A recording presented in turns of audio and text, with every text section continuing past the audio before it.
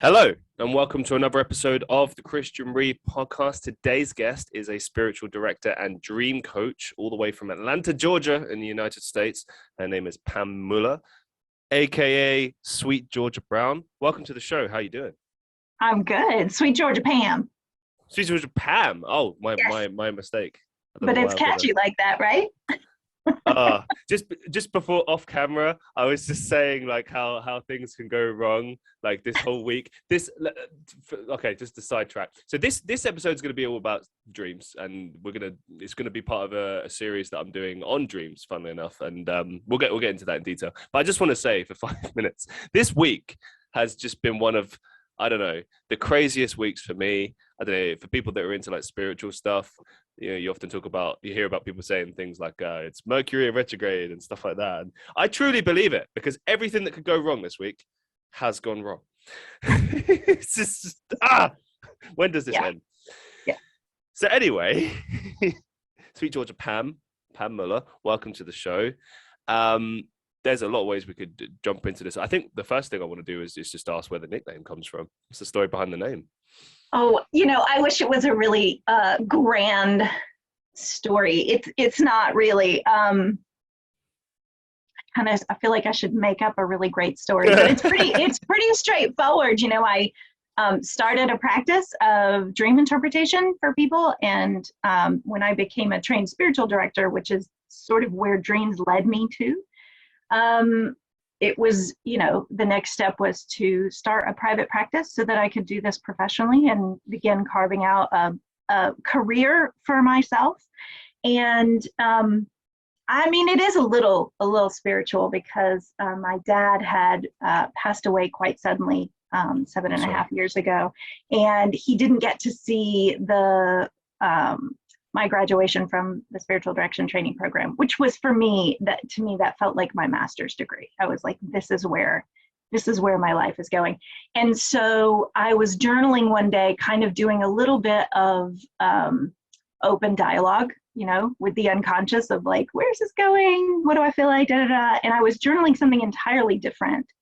And the phrase Sweet Georgia Pam popped up. It just occurred, and I wrote it out, and I was like, oh, I could get behind that. And so it just immediately became the persona that I could step into and do the work I wanted to do while keeping my, personal life personal. I can pull Pam Muller out of Sweet Georgia Pam and keep those things compartmentalized. But I didn't go into it trying to come up with that. It just occurred. So for me, it was kind of the first thing that my dad gave me after he passed on, if I'm being honest. First of all, my condolences. Secondly, I find this quite interesting. I mean, the concept of keeping your private life and your professional life separate is obviously, we all do that. But I'm intrigued, because a lot of the time, especially with a role like this, you'd expect someone to kind of bring a lot of themselves into it. A lot of the time, our work, what we're passionate about, is us. It's part of, our identity. So who is Sweet Georgia Brown, Pam? God, I done it again. Who is Sweet Georgia Pam? Yeah. And who is Pam Muller? What's the difference? Yeah. Well, for me, as I was doing the work to learn the craft of sitting with people in spiritual direction, because when I went into dream interpretation and I started following that curiosity of like, I really want to help people understand what I know about dreams, which is that there are these metaphorical images of where you are in your life, and they can really help you face your things that you're not facing. So I wanted to help people do that level of inner work. And when I was following dream interpretation, it was a fun party trick. And as I'm an empath, I'm highly sensitive. I get easily overstimulated and overwhelmed, even when I'm happy. So I grew up with a lot of social anxiety, a lot of like, my friends they were like, oh, Pam is just so fragile. We kind of have to protect her. And, when she's ready to leave, we have to help her find her like boundaries and all of that. And as I did my training through dream work and then into spiritual direction, what I learned in the spiritual direction program is how to hold a safe container for people to share their deepest vulnerable things while not getting pulled into that container with them. And so I started to learn what it meant to keep myself from getting drawn into and become responsible for people's stuff. Mm-hmm. Mm-hmm. So when I wanted to start the business, firstnamelastname.com was like the new thing. Everybody is doing that, right? It's firstnamelastname.com. And I did that too. And when I set it up, it just felt like too much of me, and I wasn't going to be able to pull myself out and be able to hold a safe space for people. That's what they need. They need a professional who's willing to take their dreams seriously with them and be able to hold still for whatever comes up. I think that was a way deeper answer than maybe you were looking for. So No. It also became true that being able to step into Sweet Georgia Pam is less about me. And more about the people that come to me with their interests, that I pique their curiosity, so I can show up and meet them where they are.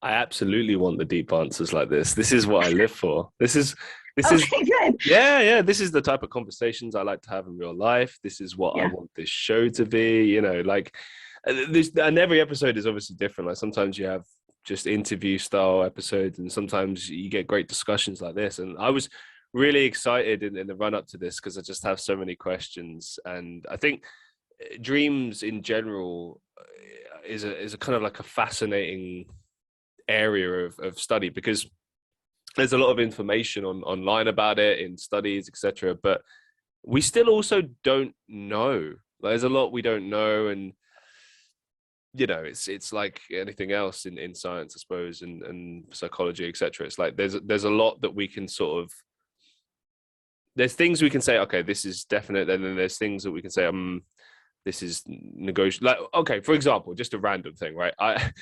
I get the dream of losing teeth quite a lot, right? Mm-hmm. And I've seen maybe like 11 different interpretations, and some of them are like outlandish, and then there's like 3 or 4 that are like, yeah, it could be that.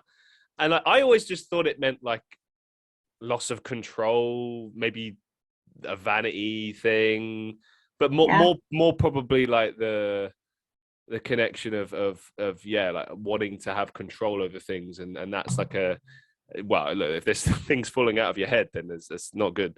Right. It's terrifying. Yeah. I'm glad you started with teeth falling out, because it really is a good example of the way dream work is, in my mind, supposed to work for people, right? So the steps that I kind of go through with this, and I had to learn to trust the intuitive piece. I had to learn to trust the skill set that I have, because I never know what dreams mean either.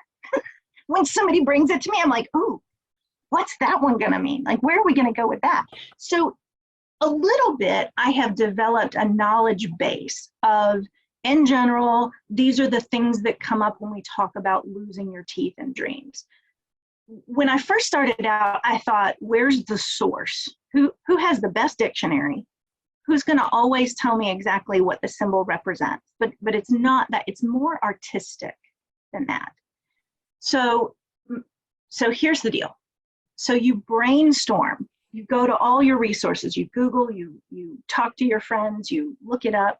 All the things, and you come up with a big collection. And then you're supposed to tune in to what's resonating for you, because dreams are from you, to you, and for you. So your teeth falling out dream might mean more about vanity or more about your financial security. And the dream is actually way more brilliant than that, than just a definition. Like, the dreaming mind doesn't go, I know the dream dictionaries, it's this one plus this one equals this dream. Your dream is going to even give you clues inside the dream. So once you figure out, okay, for me, this teeth falling out, it does feel like a financial concern, because I was looking at my finances earlier in the week. It's been bothering me, but I really haven't carved out any time to address that. So then you go, okay, well, what's the commentary that this dream is making on my financial concerns? So you would look to tell me more about the experience of your teeth falling out in this dream. So maybe in this dream, your teeth were falling out while you were in a public place. as opposed to your teeth falling out when you're standing in your bathroom. So dreams are layered in their meaning, and they're actually way more rich and way more personalized than people realize. Okay. God, I've got so many questions. Have I thrown you off, or have I deepened your excitement about it? I could probably do a podcast just dedicated to talking about dreams, to be honest. And I'd be happy to my doing world, Christian. Yeah. It's just, I mean, I don't know. The logical side of me just looks at something like that, like, oh, it must just be an anxiety thing. Because like the only time I ever tend to dream is if I'm going through like an anxious period in my life where there's just a lot of stuff going on, or incidentally, and I covered this in one of my earlier episodes. So for whoever is keeping up to date with the podcast or is new to the podcast, make sure you check out some of the episodes in the Sleep and Dream series.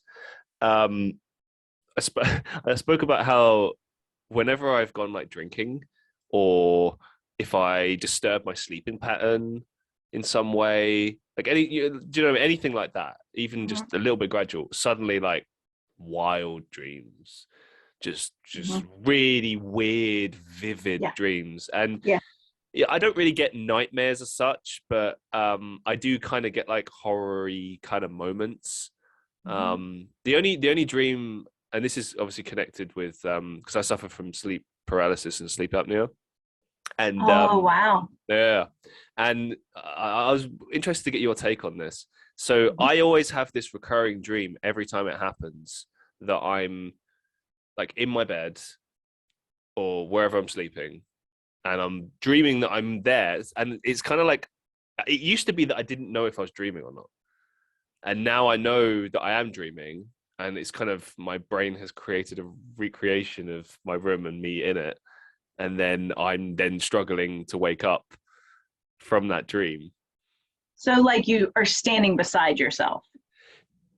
No, not even. It's kind of like, I am looking at myself, but not like presiding over myself. It's like I don't know, if I was just behind myself or something. know? Okay, all right. So to get a little bit more clear, then what you're saying is like you're sort of this presence in the room, or you're seeing yourself sleeping. Yeah. Well, so creeping on myself. Yeah. God, you're right. There's so many different ways we could go. Because I want to back up a little bit. I do want to talk about this piece, but I want to back up a little bit and talk about the idea of substances affecting the dream state, and, messing with your sleep schedule and things that you eat late at night right before you go to sleep, right? So there has been some dream research, and they have proven that those can elicit more bizarre dreams, or more vivid dreaming states, or more shorter dreams, or whatever it happens to be. I don't remember in the moment what the specifics of that are, but it would drive me crazy, because when I first got into dream work as a young adult, my parents, trying to be very supportive, wanted to show like, oh, tell us what our dream means, but they really didn't want to know. They were just trying to support their daughter, right? They didn't want some deep truth. We weren't sitting down on a session together. They were like, please don't, So my dad would always like come at me and go, okay, Pam, I had this dream. And I'm like, okay, Dad. And he would tell me the most amazing, like rich symbol dream, And before I could say anything, he goes, but I ate pizza right at the end, right before I went to sleep. I'm sure that's what it was. And he would walk away. Like, wait. Brilliant. So it's true, but also, so the substances can have a funhouse mirror effect on your dreams, right? So the bizarre can become exaggerated. But what's true is your unconscious mind still uses symbols and imagery and all of those things to reflect what it is that is under the surface that you're processing, or that's some emotion that's stuck, or something that you still need help untangling, some issue. So if people still want to explore those dreams, we can. I just want to give people there, please don't dismiss them as useless, because even if you just say, I had a dream of a gray chair, we can work with that. Like, the symbol is what's important that came from your own mind. So that's the first piece, is because dreams are layered in their meaning, I personally am willing to go as deep as somebody wants to go, and I'm often way ahead of them and they don't want to go that deep. So I've had to learn how to like turn off my, oh cool, yeah, that was just anxiety. You're right. I'm sure it was just about that. And doesn't have any more wisdom for you, you know. So that's like, I just want to say that, like, that they always have something to say if you care to look. So I'm going to put that in a box and set it to the side. You hit a hot button there for me. So the sleep paralysis, is that, I want to talk a little bit about that piece. But is that when you have the recurring dream of your body lying in the bed asleep or dead? It happens just before I'm due to wake up. So I've noticed this is really weird. Yeah, whenever I dream, and I don't know if this is the same for everyone, and this not just for sleep paralysis, but just dreams in general. I've always noticed that I dream just before I wake up, which I guess is my brain is kind of, I don't know. It's because it's not REM anymore, and that's supposed to be where you, or maybe it is. I don't know. That's where you're supposed to dream, is during REM. It's sleep. So what they found is that REM sleep is when you have the most story-like dreams. Okay. But it's not the only time you're in the dream state getting images. Okay. When you are when you're in that secondary sleep stage or whatever, which is, you know, you've actually drifted off to sleep, but just barely, or you're about to wake up, you have more flash images, like more snippets of dreams will show up. And usually recall is better during that time because you're closest to the dream state at that time. It's definitely with recurring dreams, your mind has sort of picked up a habit of, this is where we go right before we wake up, or you're especially if you have that experience of sleep paralysis, which is that miscommunication between waking state and sleeping state, where the large muscles are still paralyzed, right? And if you're used to having that state, or not used to, but if that has occurred to you, then you have the experience of what the dream is showing you, which is being asleep and awake sort of at the same time, you know? So that's what I would look at that piece as like preparation for experiencing, like, remember, we're asleep. Here we are asleep now, because you know this is a dream, and then you wake up. So maybe it's your unconscious mind trying to help you fix that for yourself. Are you saying no because it's not, or because it's wild? All of the above. Yeah. Yes. I love it. Okay. I mean, I've been having it since I was like 9 years old. And it's like, I realized probably like 3-4 years into that occurring, like, okay, we have sleep paralysis. Great. But then it's like, it sounds terrifying and really difficult. It can be, but to be honest, for me, it's not so much. I mean, it's not great when it happens. I think my biggest worry, and this is how I discovered that I have like acute sleep apnea, is that if I panic in that state, I can sometimes stop breathing, and that's worrying because that happens quite frequently, and I have to kind of calm myself. And then, like, for instance, most recently, and I mentioned this in the last episode, incidentally, normally it just affects like my upper body, but this time, like, my legs felt like I couldn't move my legs, or there's something like that, and I was desperately trying to shake them. And in my in sort of like semi-conscious state, I know, like, I need to keep doing this because this jolting action will wake me up. I know that this is, and that's the weird thing. This only happened maybe like a few years back, where I realized that I can control myself in that state because I'm consciously aware.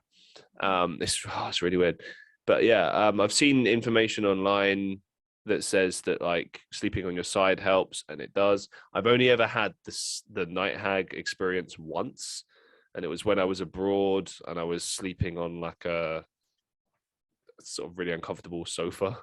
It was wild, man. It's like something out of The Ring. That's what I'm saying. I've never had it, and it sounds really terrifying. It depends. It can be, but a lot of the time it's just. Well, that's good. I'm glad to hear of a different experience and kind of somebody who's experienced it for a long time. Although I'm sorry that you have had that experience. Yeah. Yeah. All right. Well, we've already explored some dreams. Can you give us like a sort of a general kind of rundown of the meanings of some of the most popular dreams? So let's start back with the teeth dream. What does that generally mean? Yeah. So there's a couple of things. I think that you hit it with vanity. I mean, I think it's how we feel we are being perceived in the world. Because it's the part. So the other piece is financial. I know I mentioned financial, which is a really funny kind of connection. Yeah, what is the connection there? Is that like supposed to represent money? Then? It's supposed to represent concerns of financial structure. So the bones of our body are our structure that holds us up, and the teeth are the bones that show. So that's why it gets into our structure. Yeah. And you know, it's so funny. I continue to get humbled by dream work, and I struggle to call myself a dream expert, but it's what people understand, and it's how I meet people wherever they are, right? But I don't know all the things. I don't think of all the things in the moment. And I posted a TikTok about teeth and dreams, and here are the things it could mean. And I thought I was like, this is so smart, and it was very helpful. And then somebody commented and was like, I thought I was just grinding my teeth at night. And I was like, that could be it too. Fair. That could for sure be it, because body signals are definitely coming through in the unconscious in the dream state, right? So anxiety, you're grinding your teeth, you have a dream of your teeth falling out. You mentioned earlier, obviously, there's a lot of like dream research.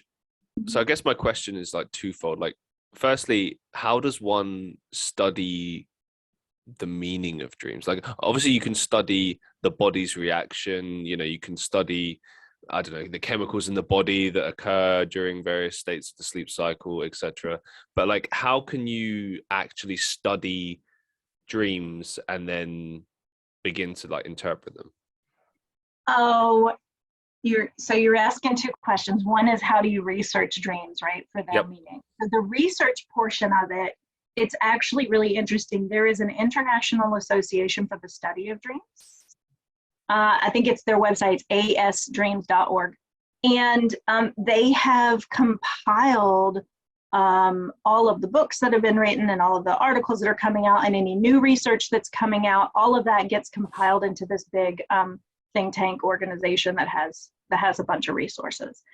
But for somebody who is in school who really wants to study the psychology of dreaming and what it means, there is, what they do is they collect anecdotal stories of people's dreams, but they collect them in mass so that they can go through and scan for certain words or certain symbols or certain, data points.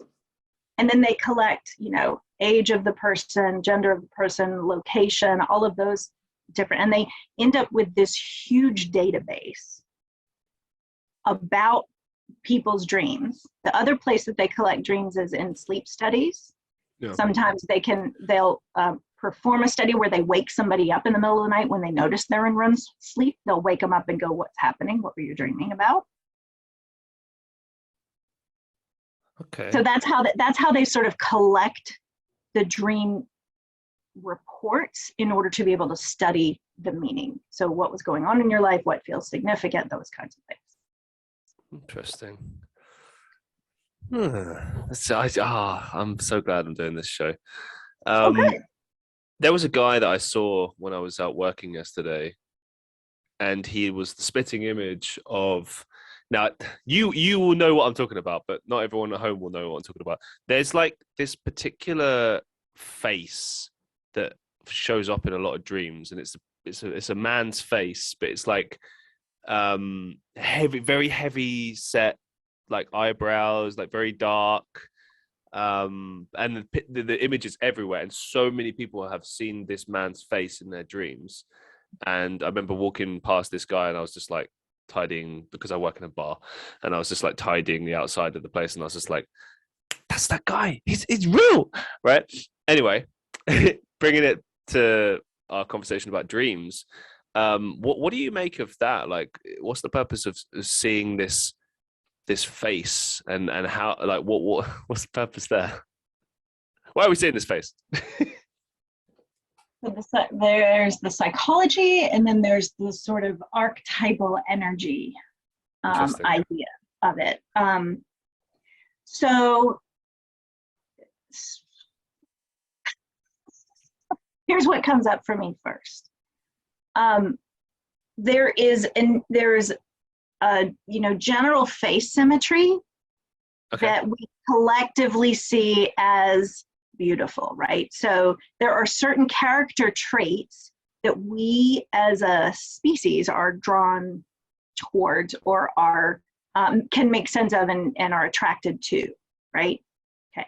So my sort of the psychology behind it is that this particular face has a collection of features that taps into our sort of cellular makeup of what we're drawn towards. How's that for a? I try to put that into words, right? That's my take on it. Is that there's the collective features. Okay, so that's that. So then there's this like archetypal energy or woo-woo piece of it. A lot of times in dream work, people are like, oh, that's too woo-woo for me. Don't go, into that space. But energetically, once one, oh God, okay. The thing about chimpanzees on different sides of the world, where when they're studying, I'm going to mess this up so bad. This is my simplistic brain and not being able to put words together. When one chimp figures out a tool, how to use a tool, and teaches the other monkeys, suddenly another chimp in another part of the world figures out the tool and teaches the other monkeys how to use it. And there's this like collective energy imprint. So that's where the woo-woo enters in for me. It's archetypal energy, which is what Carl Jung talks about. Hold on. Okay. When you say collective energy, do you mean like connected consciousness, in the sense that because that one chimpanzee figured that stuff out, suddenly then another chimpanzee in another part of the world can do so because they're wired into the same collective consciousness? It's our connected psyche. It's the Matrix, man. It's the Matrix. It's the human collective consciousness. Yes. See, for people that follow me, I would say that I'm quite a normal guy. I would say artistic guy, creative guy, right? But I have my strange beliefs, and I always keep an open mind. I come from a scientific background, but when I was living abroad in Estonia, I was kind of exposed to a lot of different things from a spiritual perspective, and it kind of opened my eyes about a lot of different things. I still question everything. I don't take everything on face value, and I'm always questioning it. But I do wonder a lot about these things, and I go back and forth all the time. And that idea right there, I believe it. And it's funny because me and my dad, we're not like close, like we didn't grow up like together or anything.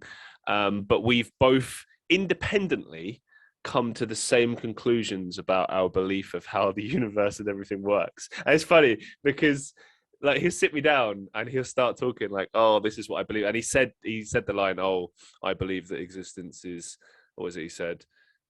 Collective consciousness expressed in an individualized way, right? And I was like, oh yeah, that's what I believe too. And he was just, I mean, he just plays off like, yeah, okay. But it's interesting to me that we've come to that same conclusion, having never spoken about it, you know, never talked about it.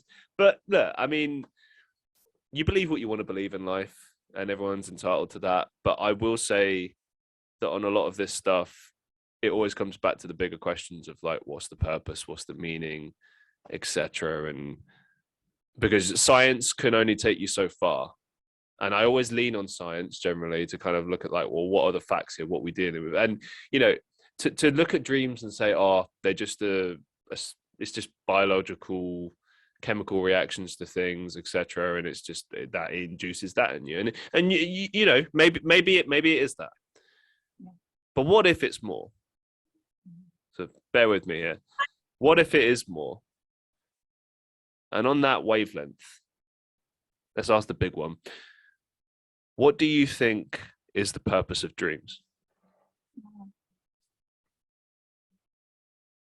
Dreams are my connection to the divine. They are they're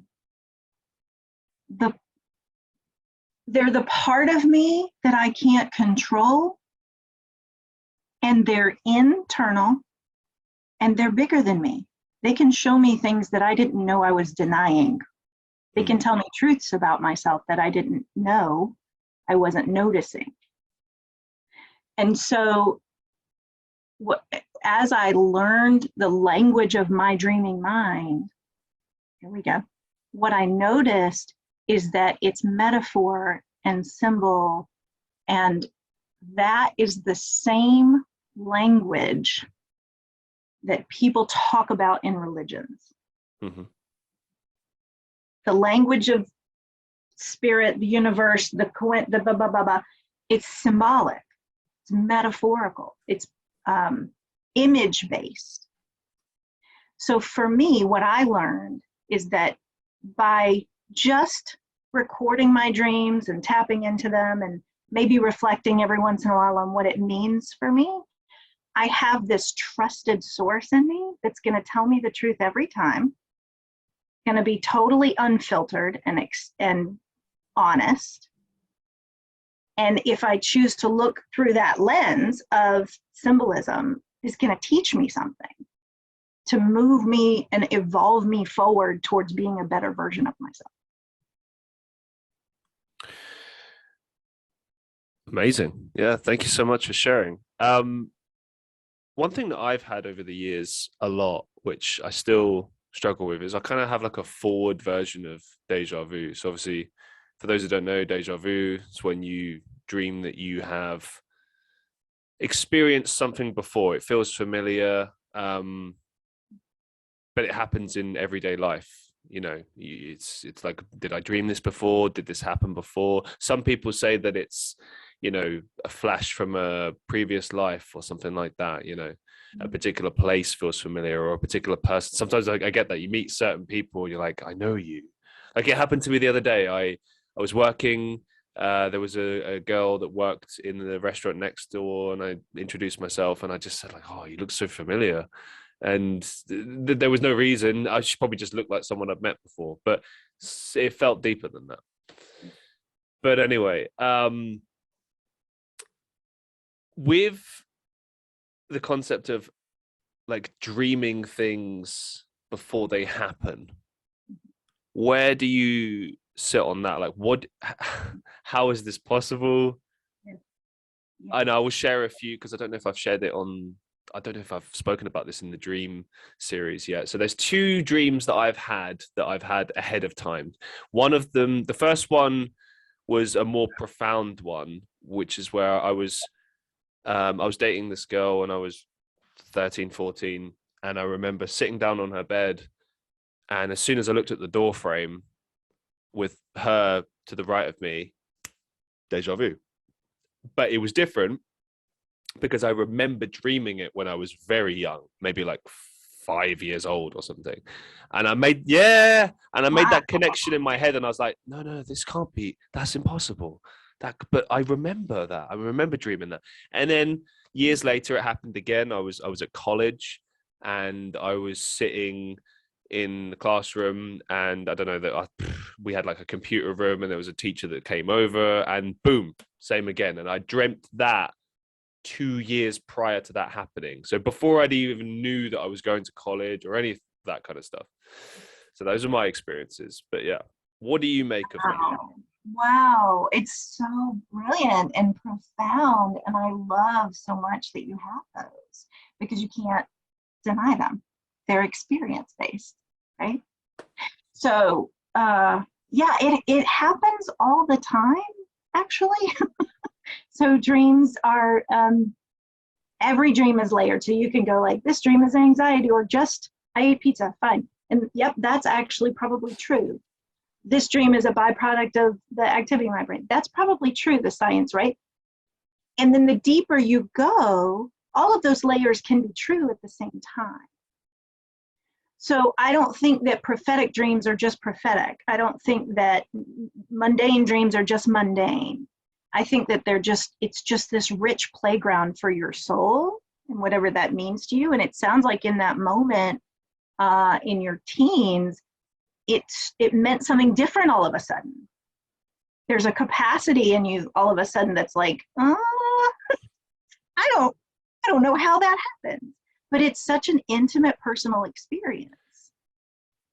But more than that, though, don't you think that the significance of that changes like the concept of how we understand time? So if I am able to dream the future, yes, that presents this idea. And again, this is just, I'm not saying this is it. I'm just saying maybe. Right. If you're able to dream the future, then maybe time exists in a sense of it's all happening at the same time. So the past, the present, and the future are all happening at the same time, but they're not occurring at the same time. They just exist at the same time. And therefore, that brings a bunch of other questions. Like, for example, maybe time travel is possible, but not in the way that we understand it. Maybe it's more of like a shifting of energy into another state, as opposed to actually traveling, like DeLorean and going back and stuff. It's like actually like shifting from one energy space to another or something. I'll tell you what I think about that, about where you're going with that. I have had personal experiences where I'm sitting at my desk doing my work on an Excel spreadsheet data entry, and suddenly I'm also inexplicably in my head or in my vision, I'm standing three-dimensionally in the parking lot of an outlet mall that I've been to before. And I'm doing the data entry and I'm like, what's happening? Because it's like third eye stuff. It's like, it's perception. I'm perceiving two different places at the same time. I don't know what to make of it. I didn't know what to make of it at the time, but I did know, because I work with dreams, not to freak out. My deal with dreams is the more you work with them, the more you normalize those mystical things that you can't explain, and the less disruptive you are when they happen. So that I can now stay calm and collected and go, cool, I don't understand what's happening right now, but I'm present to it, and I'm going to wait for more information. And I can't wait to tell my sister when I get home from work. So for me, it's about, this is why I'm obsessed with sitting with people in dream work and also spiritual direction, because those woo-woo, those mystical encounters come up. And we go, how do we hold space for that as a reality for you? I did experience this. It did happen, deja vu for me. I did remember the dream from when I was a child. So then my job is to hold the container and let us both wander around in there and go, what do you think that is? You spoke about, physically being in one place and another. That reminds me of astral projection. What do you think of the concept of that? Do you think maybe our soul is actually flying? I mean, I can tell you my experience of astral projection. I don't know that it's astral projection, but I think my experience is that I remember having this recurring dream of like falling, but it wasn't like a typical falling dream. In the sense, like if it was like jumping off a building and falling off a building, then maybe you could be like, oh, maybe it's a fear of heights or whatever. But it was never that. It was more like a feeling of helplessness, like never, because I'd never ever hit the floor ever. But and this is crucial. In my teenage room, I had this like weird, well, before I had a bunk bed, I had like a sort of semi bunk bed where there was like a desk underneath, but there was like a big, massive, like heavy bar on there, right? Like just a really weird, like massive butler. It's about this big in size and length. Anyway, I always remember in those moments when I'd wake up from that dream, I was like clinging on to that, almost as though like I'd hit the ground, if you want to call it that, being the bed. So I just hit the bed and I wake up and I jolt, you know, and I jolt a lot in dreams actually. And I wonder sometimes if maybe it's because I've been astral projecting. Yeah, right. So this is the part people don't want to hear, but the truth is it's what you believe to be true. I can't tell you were or were not astral projecting. I can tell you about my experiences. We can compare notes and you can decide if I'm a safe enough, grounded enough person that you're going to go, okay, if she was doing it, maybe that's what I was doing too. Like we choose what feels right for each of us to believe. And dreams kind of help us expand that a little bit and go, maybe I believe a little, maybe that's possible. Maybe deja vu is actually a wrinkle in time. Maybe my soul has the capacity to astral travel. My question then is, if that's what that means for you, what does that do for you? How do you walk around in the world differently? Okay, I'll throw another idea at you because I'm just loving this. And I know the audience will love this too. Oh, I hope so.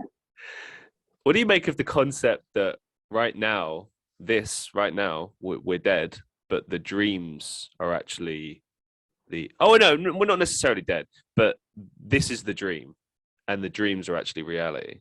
Mm-hmm. Yeah. You know what I make of that? I'm like, then let's have a lot of fun here. If this is dream space, maybe this is lucid, right? Maybe we can dream up whatever we want to have happen. Yeah. Let's stay in that space and make the best and make the most of it here. It's interesting though, isn't it? Because you often hear about this in life. People say like, oh, if you dream it, you can, you know, wherever the mind can conceive it can achieve, right? And it always sounds like a throwaway sentence. And I've seen it happen. But you know, obviously things take time. It takes a lot of hard work, etc. Right? But let's suppose for a minute that that's true. That whatever you think materializes and becomes, and you have to, as you said, like, manifest it, right? Perhaps it is like, you know, what we saw in like the first Matrix movie, where you can essentially just manipulate everything, but you have to have like you have to have belief, and you have to actually be able to control everything, right? But but the reason I say this, and people sound crazy, I know I sound crazy, and people will be like, but Christian, science. I know, I'm with you, okay, but just hear me out. You know, they always talk about like how the brain only uses like 10-20% of its potential, whatever. Like, what if that other like 80% is all of that stuff? What if like there was a way to unlock our unlimited potential and we could just do everything from like teleportation to like time manipulation to, I don't know, curing our own health and making us live eternally? Like, imagine all of that. Imagine we were able to, I don't know, regenerate our own cell growth and stuff like that, you know? Mm-hmm. Mm-hmm. So yeah, here's what comes up for me. I don't want everybody else to be able to do that to themselves, because it might affect things that are going on for me. It brings up for me the idea of ego. Okay. And the idea of maybe I'm meant to play small here until I learn how to be responsible enough to play bigger. Interesting. Maybe if I had control of my reality, and before I've matured, I'm going to do some pretty immature things with it. So maybe practicing in the dream space, and because there are ways that you can suggest to your dreams, like, I want to know about this, or help me understand this, or you can practice becoming lucid in a dream or whatever. Maybe I'm supposed to create a dialogue between my ego self, my waking mind, and my dreaming mind, and put them both to use, but guided by the dream space, which is like, hey, first you need to deal with this issue. Something you said there intrigued me, and I'm pretty sure you meant something else, but I'm just going to run with it. Yeah. You said there, what if this is like, we're not supposed to have the ability to control everything in this reality, like this life, right? Okay, let's run with that. Let's say that that's the case. Are you then kind of implying that maybe this is a test in order to see how we deal with this, so that when we go on to another plane of existence where there are no restrictions, we would be responsible with that power? Is that what you're saying? Maybe I am now. That's an interesting thing. I would change the word test to learning ground. Okay. This is a learning ground because for me, the divine force is always saying, like, starting wherever I am with no shame or no guilt about my choices. It's not about, well, you did that wrong, try again. It's about, oh, look what you did there. Yeah. What do you think about that? Now let's do it again and see how you choose to do it differently.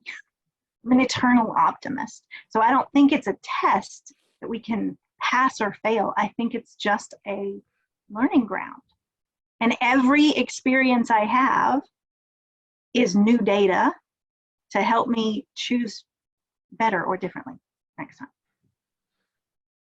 In general, and this might sound like a really basic, obvious question, but I just want to get your initial thoughts. How do you interpret nightmares? What do you make of nightmares? What's the point? What's the function? Walk us through nightmares for a bit.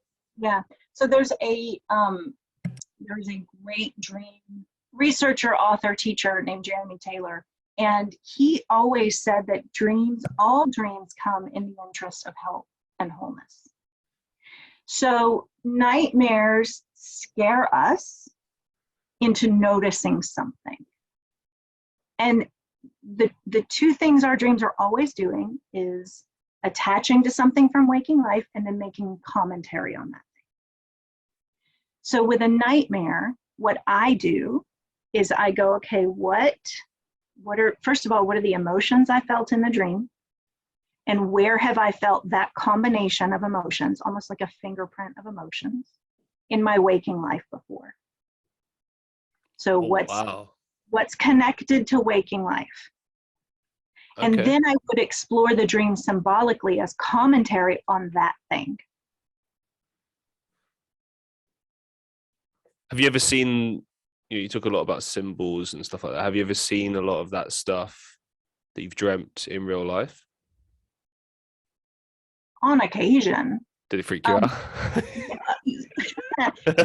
The first time I had a dream that ended up sort of coming true, it wasn't a nightmare, but when I experienced it the very next day, I was like, I dreamt this.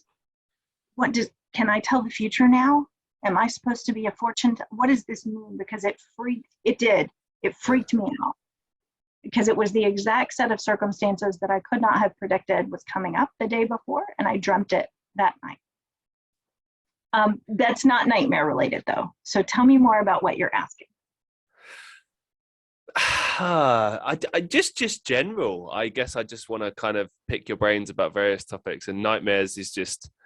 Mm-hmm. I mean, in general, and that's why I was hesitant to ask the question, because in general, it's like, well, obviously, it's most likely, as you say, to kind of push you into action and to at least make you face the realities of what's going on in your life and be like. I can take it a step further. Sure, go for it.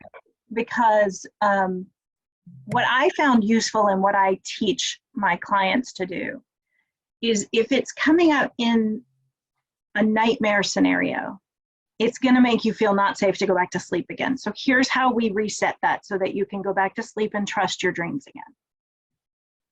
You go into what's called your active imagination. So you close your eyes when you're awake and sitting up and fully safe. I'm not going to get drawn back into this nightmare, but I'm going to close my eyes and I'm going to envision the nightmare and get to the scariest part that I feel like I safely can get to. Okay. And then what I would do is, it's what I would bless the scene. So from a waking conscious mind place of control, I would say, this is here for my purpose. There is a purpose here. And I would like to know what the purpose is, but I don't want this dream again. So dreaming mind, take note, none of this, please. Show me again in a less terrifying way, in a more hopeful way. And then I would call on, for me, it's loving light, right? So I surround the scene like a snow globe with what feels like blessing for me. Whatever my faith is, whatever my religious beliefs are, whatever my, spirit guides, whatever works in your safest place, that's what I would do. Bless the scene, the scariest scene of the nightmare, and say, hey, I know this was for me, but I don't want it anymore. I want you to explain it to me in a different way. And then that sets me up to be able to go back to sleep. Right on. Cool. Yeah. I just want to return back to, because we only covered one, and I know people will come at me for not asking about the others, but I'll ask you about all the most common dreams I can think of off the top of my head. Why do you think we dream about, not having our clothes in school or something like that? Because I've had this dream before, and I don't get the whole embarrassment thing. I think the weird thing about me in my dreams is a lot of the time I question the logic, because that's how I am in real life. I just question everything to at fault. Sometimes I need to just shut up. that's what I was told in school. I don't know. But point is that when I question in the dream, then I'm not embarrassed. I'm just like, this is weird. Why wouldn't I have put trousers on? Like, this doesn't. And then the dream in it just dissipates after that. And also, just on a connecting note with that, whenever I question the logic within the dream, or if I'm able to do that, I always wake up straight away after that. So, okay. Oh God, you're giving me so many. So I want to talk about being naked in a dream, or having a particular layer of clothing. Our clothing is our protection. So you are missing one or two or more layers of protection. And it makes a difference if it's your, chest or your legs or whatever. That's going to be symbolic, right? It's also about exposure. So if you feel like you have overexposed yourself in waking life in some way, like you've accidentally overshared in some way, that might show up as a missing clothing. There's also the unprepared piece of, you thought you were preparing for one thing, like a Zoom in your house, and you ended up having to go in public. So what I would question with that is, where in your waking life recently have you been caught off guard or unprepared for something? Because that might show up as a naked dream. The other thing I want to address, though, is what you brought up, Christian, about having your logical mind come on board inside the dream and that waking you up, right? Yeah. Our logical mind is offline when we sleep. So when yours come on board, it triggers you to wake up. Right. It's like, oh, hang on, that's ego. That's conscious waking mind. That's in the waking state. And then that's when you wake up. Oh, back up a second. Mm-hmm. Are you implying that there's no ego attached to when we're in the dream state? Here's my take on that.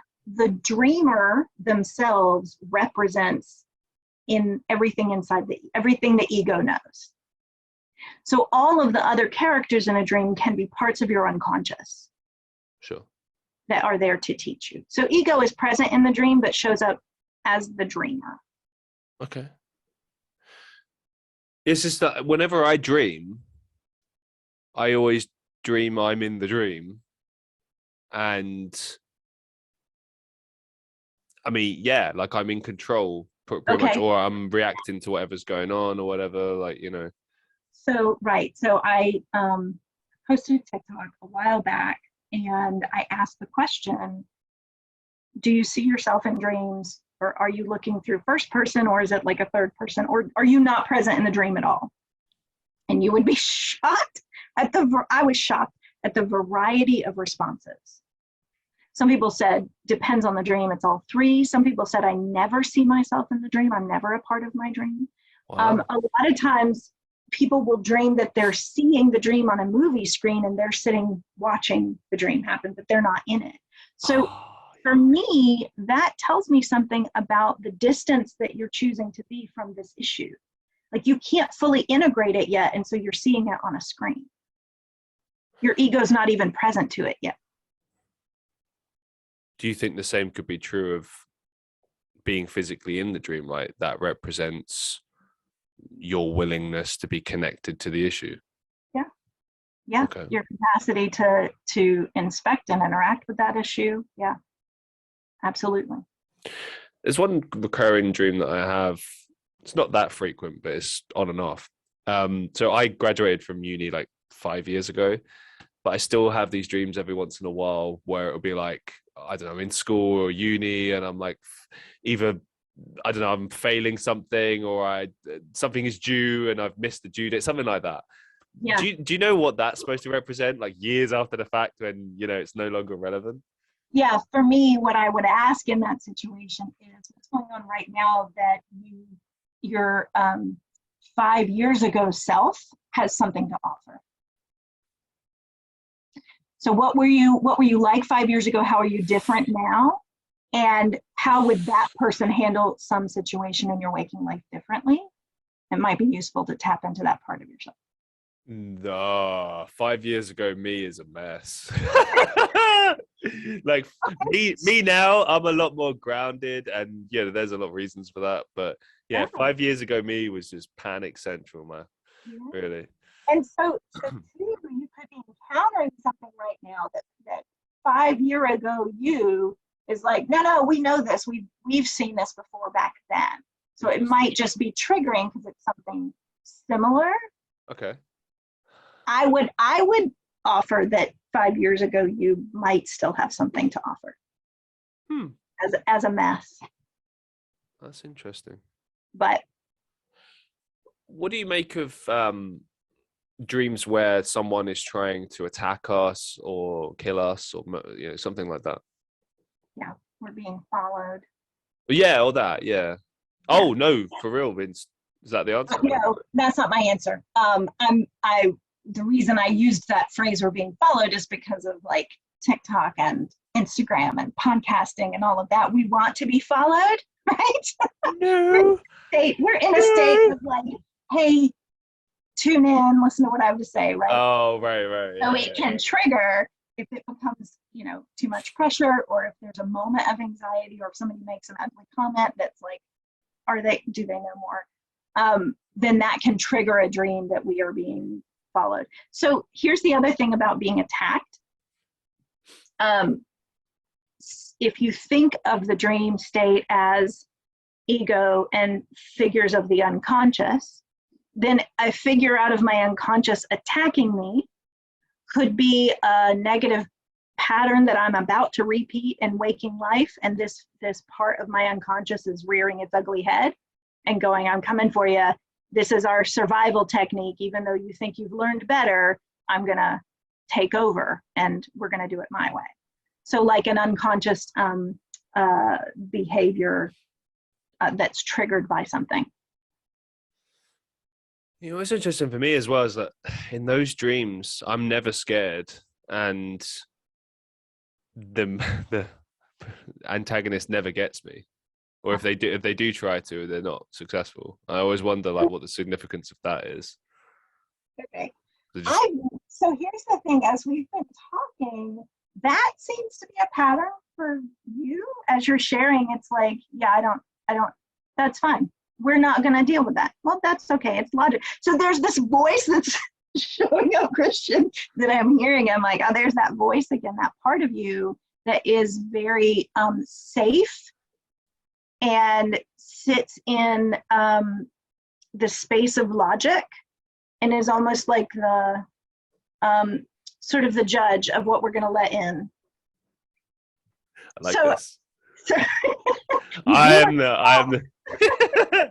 am in control. Yeah. There's like this very strong part that is very clear about that's not gonna scare me, and I'm not gonna, we're not worried about that part. I just think that that's an interesting thing that I keep hearing. But to your question of being in the dream state, if it's not scary in the dream, then what emotions is it? And again, where has that fingerprint of emotion shown up in your waking life? Because you always, dreams sort of contextualize our emotional state. especially our repressed emotions. So if it's not scary, it doesn't have to be scary. There are lots of times people share a dream and I'm like, oh my God, that sounds horrifying. And they're like, no, it was actually entertaining. So then we look at, okay, where have you been entertained recently that maybe looked at from a different place could be a little bit more scary or subversive, but it's not really to you. So the emotional experience that you have is always a point of interest for me in dream work. Those dreams where, you know, you dream something really obvious, like, I don't know, and I've had this as well, where it's like a mountain and, you know, like I always looked at that as like the obvious, like, okay, well, clearly there's a big obstacle in my way that I need to overcome, right? But is it that simple or is there more to it? There's always something that the dreaming state is offering to you that is new. So even if you go, okay, I know exactly what that is. I know it's relating to this thing that happened yesterday and it's a mountain and I know I need to overcome it. My question would be, what in the dream stands out as still unexplained?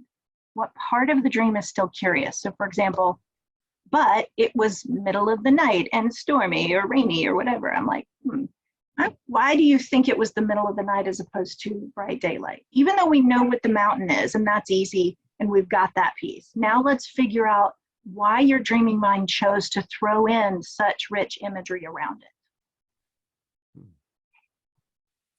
Just blows my mind, all of this stuff. Really, really does. Okay. Let's move it into talking about your work with spirituality. So what are HSPs, highly sensitive people, and how do they differ from regular people? Oh, hello, soapbox. Highly sensitive people. It is a proven inherited genetic temperament trait that 20 to 25% of the population is what we call highly sensitive. And okay. I think that the science community has now shifted to a different name for it. Okay. Which if I think of it, I'll shout out, but I'm not going to think of it right now. Dr. Elaine Aaron, 25, 30 years ago when she was doing her PhD, started looking into, her therapist called her highly sensitive. And she was like, what does that even mean? So she started looking into it. And what she found was that biologists, over the years of studying human behavior and animal behavior, had identified, although they all called it something different, but in their study, she was able to find where they mentioned 15 to 20% of the fish species in our study would not go into the trap for some reason or whatever. So she's the one that sort of brought it into the idea of, is this a real thing? So here's what it means. It means that my nervous system is wired in high definition, where everybody else's nervous system is wired in standard definition. So I take in more sensory input. Okay. And I can't tune it all the way out. I can't, it's unconscious. So it means I have a deeper level of processing input. It means I get overstimulated easily or overwhelmed, easily overwhelmed. People who are highly sensitive sometimes will get really irritated when cold air blows over their skin, but they won't be able to tell you why. Whereas somebody else would be like, why are you even noticing that? So I have a finely tuned nervous system that means I'm always deeply processing. I'm always taking in stimuli at a deeper level than other people. Stimuli can be anything of the senses. I get emotionally overwhelmed easily because I can empathize with people at a deeper level. I can't watch violence on TV because it will wreck me for a week. And I'm sensitive to subtle changes in my environment. Yeah, I'm starting to wonder if I have this too, because it's like there's some of the stuff you're explaining that like resonates. Like, for example, I've never had it diagnosed, but I have like pretty bad anxiety sometimes, but it affects me like physically. Like it's like, and I can't get rid of it. I try everything that, you know, people say to do, like, you know, just take a shower, take a walk, relax yourself. But no, I have to just wait until it stops, which sucks. The best thing for me that I've learned about being highly sensitive is that when I get into that state of overwhelm or anxiety, I have to find sensory deprivation. I will go into a dark room and put a weighted blanket on and just lay there, and I can feel my whole body buzzing, and I just have to lay there totally unstimulated by any sensory input until I can like normalize, my nervous system normalizes again, and then I can re-enter wherever I was. But sensory deprivation is the thing that helps me when I get in that state. And I know now that, again, 15 to 20% of the population of humans are highly sensitive. We're walking around like buzzing with input, and it's unconscious. So we don't know why we're overreacting. I'll be at the best party ever, and I will be done way before anybody else is done. But I'm like, but we're happy. Everybody's having a good time, but I am melting internally. So being highly sensitive is, I've learned to really be able to identify it because I know the words now, so I can talk about it. For people that aren't highly sensitive, people that are, as you say, normal or less connected, do you think it's possible for them to unearth that and bring that out of them? Or do you think it's just like some people have it, some people don't? So it's been debated, and I think new science is always coming out, but the current stand on it is that it's not a gradient where some people are a variation. People can have sensitivities without being a highly sensitive person. So being a highly sensitive person is an inherited genetic trait, like a temperament trait, personality. But it means that underlying everything for me, either I have anxiety or I don't have anxiety or whatever else other things are on top of that, my nervous system is wired to be on high definition all the time. I can't turn it off. I can't become wired that way. It's just how I am. Sounds so tiring. I mean, I can relate. I really can. Like, I don't know to what extent I'm wired in, but I know that, well, for example, I know I'm much more kind of emotional, I think, than most guys. Mm-hmm. I've kind of brought it more in check in more recent years. Yeah.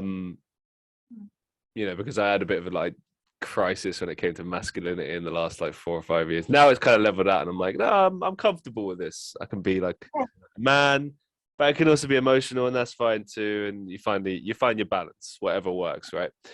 But at the same time, it's intriguing to me, the fact that that's there and what that means and what that represents, and the fact that everyone has it to different levels. I mean, because if nothing else, it means that you can understand some people very well and some people not so much. Like, for example, there are people in my life that I just get like that. I understand what the problem is. I know, I can feel that there's a problem. Like, I don't even need to like really, especially like look at them to know that there's a problem. I can just feel it in the air. Or like, for example, what do you make of this? You know, like when you walk in a room and you never met the person, but you just immediately get a bad vibe.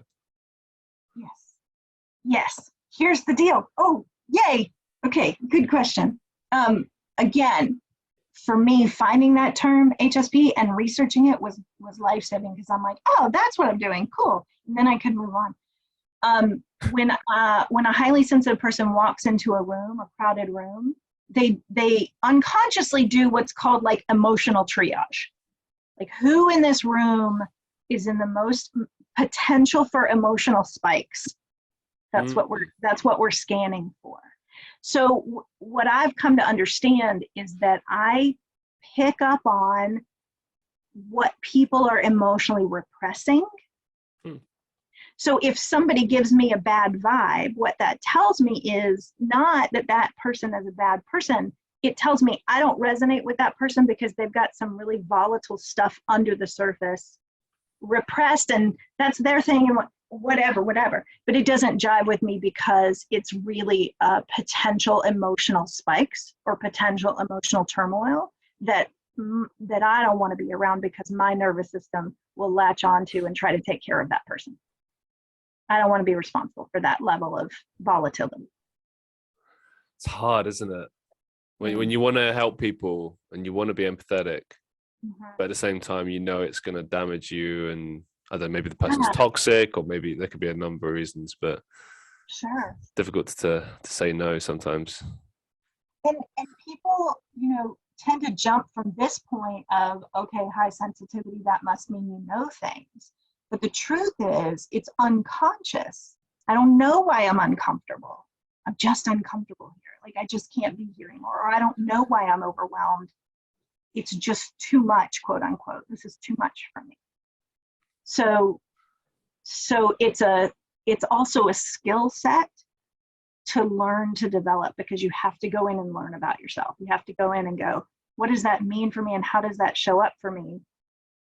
And how do I start to become consciously aware of it? So it's an interesting deep dive. What's the best advice you've ever received?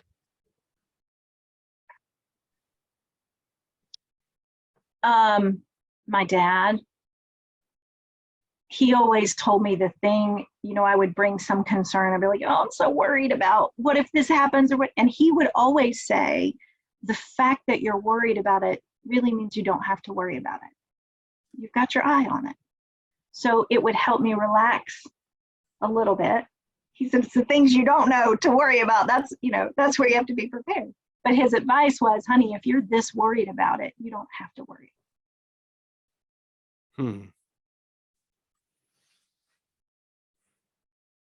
I want to extrapolate on that a little bit. Is that because like a solution is going to come soon? It means you're thereafter? working on it. It means you're working on it. It means you've got your eye on the ball, so you're going to notice when something shifts about that thing, right?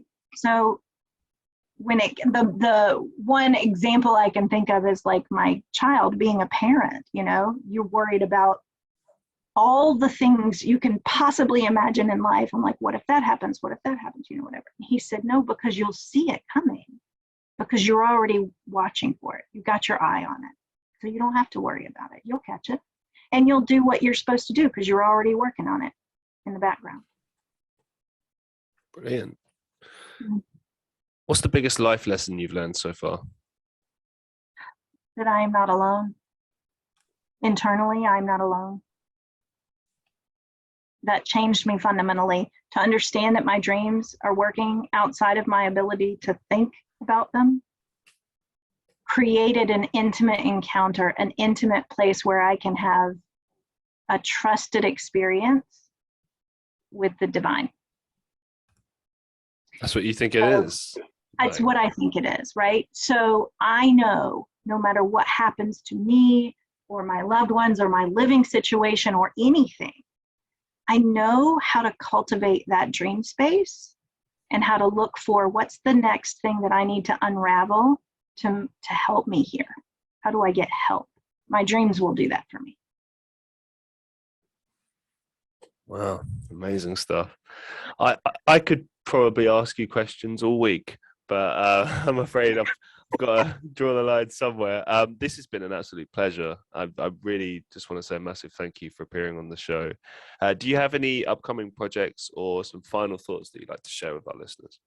My first thought that I didn't get in at the beginning is thank you for having me. This is such an honor to be able to sit and have these deep conversations with somebody who's deeply curious and an excellent conversationalist like you are. So thank you. It's been so fun for me. Thank you. People can find me at my website, which is sweetgeorgiapam.com. I'm also on TikTok and Instagram. I have a podcast called the Hidden Meaning of Dreams podcast, where you just get to listen into a dream and then unpacking of that dream and kind of exploring how the dreaming mind works. So, hopefully your listeners have gotten a good taste of how I kind of jump around everywhere in all the areas. So you'll find more of that in all the places where I try to put out good work into the world. Fantastic. Yeah, no, it's the honor is mine. I absolutely loved having you on the show. You're more than welcome to come back on the show as well. Open invitation. And I get a feeling that my audience is going to have a lot of questions. And in which case, maybe we could do a part 2. Maybe that's something we could do. Would you be willing to do that potentially? I'm like happy dancing in my head at just the idea of it. So yes, and I'm happy as well if for whatever reason that doesn't line up, although it must now. I'm happy to watch for comments, or if there are comments that you have a question, people can just email me or DM me or whatever, and I'll share my thoughts on it always. Fantastic. Well, this has been amazing. Thank you so much for your time, and I wish you all the best. And I'll be following your stuff, because I'm very intrigued in this stuff. And yeah, just absolutely brilliant. Thank you so much. Thank you so much. And to the listeners of the Christian Reeve Podcast, as always, I hope you've enjoyed this episode. Remember to be safe, be well, and I'll see you in the next one.